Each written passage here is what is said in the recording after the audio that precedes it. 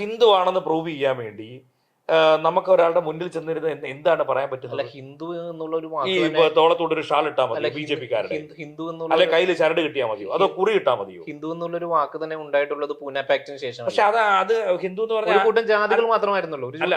ബ്രിട്ടീഷുകാർ ഇവിടുന്ന് പോയപ്പോഴേ ഇവിടെ പാഴ്സി ഉണ്ടായിരുന്നു. ഇവിടുന്ന് പോകുന്ന സമയത്ത് അല്ല അവിടെ ഉള്ളപ്പോ തന്നെ അവരുടെ സെൻസസ് എടുക്കുന്ന സമയത്ത് പാഴ്സി ഉണ്ട്, സിഖ് ഉണ്ട്, മുസ്ലിം ഉണ്ട്, ക്രിസ്ത്യാനി ഉണ്ട്.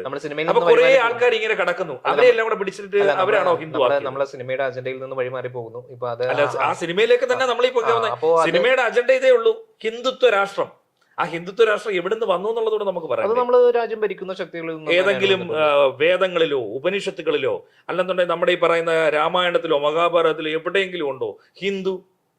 അത് സ്വാഭാവികമായിട്ടും ഞാൻ പറഞ്ഞല്ലോ, നമ്മൾ ഓപ്പോസിറ്റ് സൈഡിൽ ഹിന്ദു ഹിന്ദു എന്ന് പറയുന്നത് എന്താണെന്ന് മനസ്സിലായി. അത് ഒരു രാഷ്ട്രീയപരമായിട്ടുള്ള ഒരു സംഘടിക്കലിന്റെ ഒരു രൂപമായിട്ടാണ്. അതാണല്ലോ ഇപ്പൊ ഈ രാജ്യം ഭരിച്ചുകൊണ്ടിരിക്കുന്നത്. അതാ ഞാൻ പറഞ്ഞത്. അതാണ് രാജ്യം ഭരിക്കാൻ. അപ്പൊ ഞാൻ ചോദിക്കുന്നത്, അങ്ങനെയാണെന്നുണ്ടെങ്കിൽ മുസ്ലിമിന് ഇപ്പൊ ഈ പർദ്ദ ധരിക്കുന്നതാണെങ്കിലും ഹിജാബ് ധരിക്കുന്നതാണെങ്കിലും അവര് മുസ്ലിം തീവ്രവാദം പറയുന്നതാണെങ്കിലും അവർക്കും രാജ്യം ഭരിക്കാൻ വേണ്ടി തന്നെയാണോ പറയുന്നത്?